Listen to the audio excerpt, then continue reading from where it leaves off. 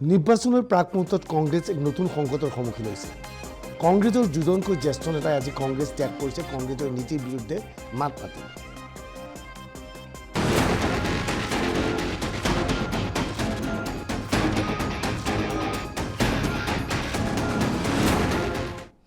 কংগ্ৰেছত বামপন্থীৰ ভোটৰ আগমন ঘটিছে। এই বামপন্থীৰ আগমনৰ বাবেই কংগ্ৰেছৰ নেতৃত্বই নেতৃত্ব দিব ভুল কৰিছে। এই গুৰুতৰ অভিযোগ উত্থাপন কৰি সঞ্জয় নিৰুপম আৰু গৌৰৱ ভাল্লাই আজি কংগ্ৰেছ ত্যাগ কৰিছে।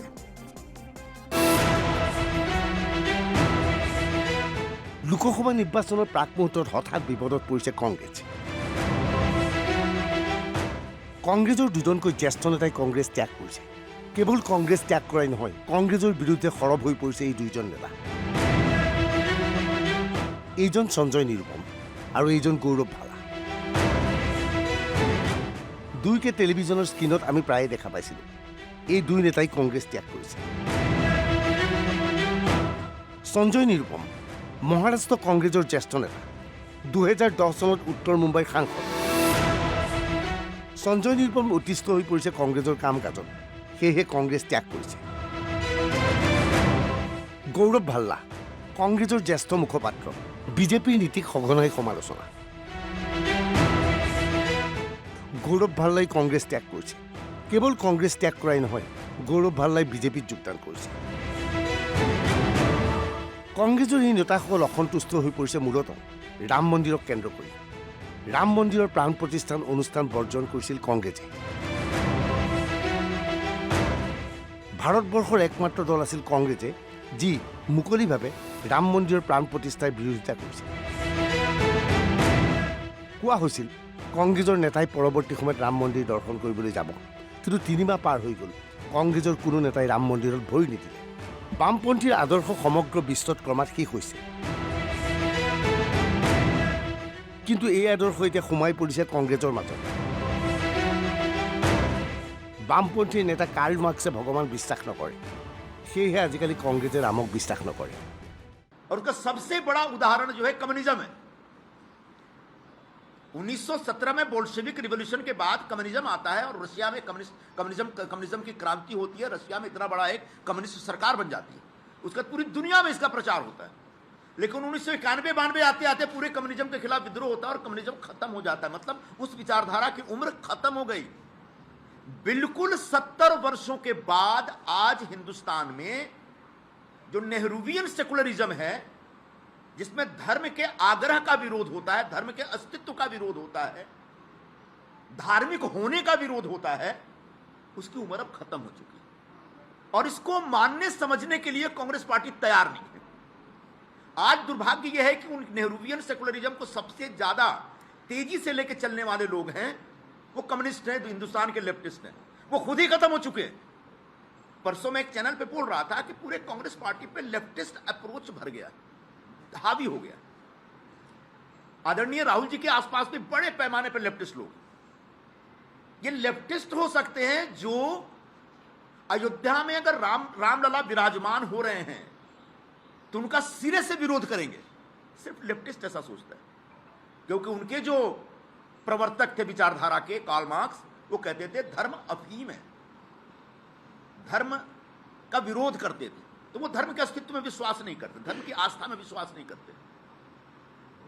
कई लोगों को रामलला विराजमान का जो एक कार्यक्रम था, राम मंदिर का भव्य उद्घाटन था, उसके लिए बुलाया गया था और सब लोग सरकार से या बीजेपी से सहमत हों ऐसा नहीं था, लेकिन सभी लोगों ने बड़े प्यार से, सम्मान से कहा कि साहब धन्यवाद, आपकी चिट्ठी मिली, आज अभी फुर्सत नहीं है, बाद में कभी हम आ जाएंगे। लेकिन किसी ने भी उस पूरे आयोजन, पूरे उत्सव के ऊपर सवाल नहीं उठाया। अकेला कांग्रेस पार्टी की चिट्ठी है जो कहती है कि नहीं, ये भारतीय जनता पार्टी का प्रचार है,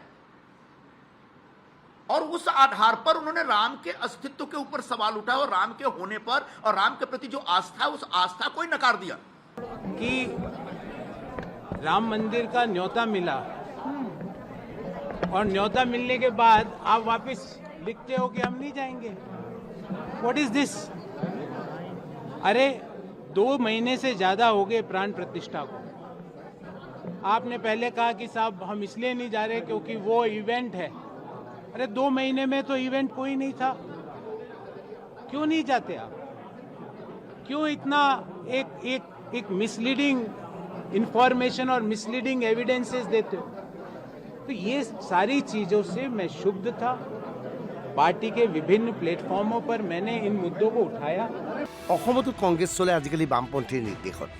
লোকসভাৰ 3জনকৈ প্ৰাৰ্থী বাছি দিছিল বামপন্থী নেতা ডক্টৰ হীৰেন গোহাঁই। বৰপেটাত কংগ্ৰেছৰ নেতৃত্বৰ পৰিৱৰ্তে বামপন্থী প্ৰাৰ্থীক সমৰ্থন দিবলৈ আহ্বান এইসকল বামপন্থী নেতা। হয়, কেৱল সৰ্বভাৰতীয় পৰ্যায়তো নহয়, অসমতো কংগ্ৰেছ এতিয়া পৰিচালিত হৈছে বামপন্থীৰ দ্বাৰা। আচলতে কংগ্ৰেছত এতিয়া নেতৃত্বৰ অভাৱ ঘটিছে নেকি? सुबह कुछ बयान, शाम को कुछ बयान।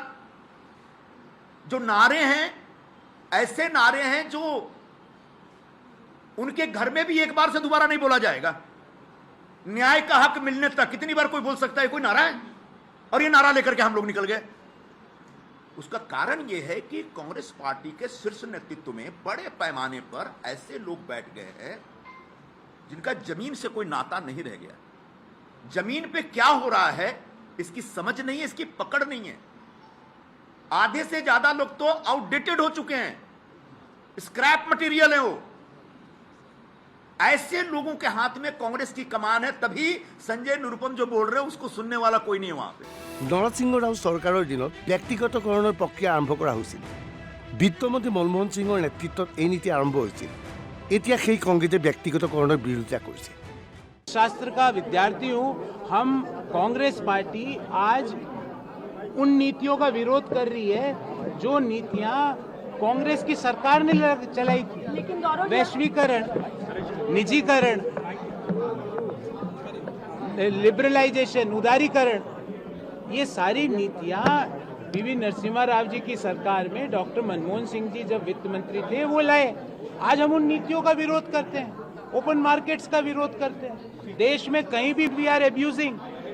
एयर इंडिया का विनिवेश हुआ, उसका विरोध करो। अरे there are something which requires a commonality and that commonality is the growth of our country.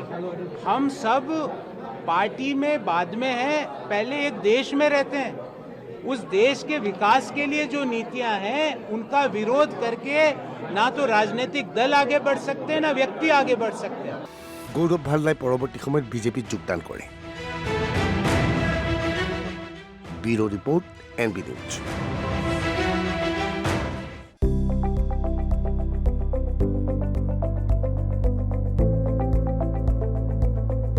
NB news, সহজ সৰল ভাষাত নৱভাৰতৰ কথা।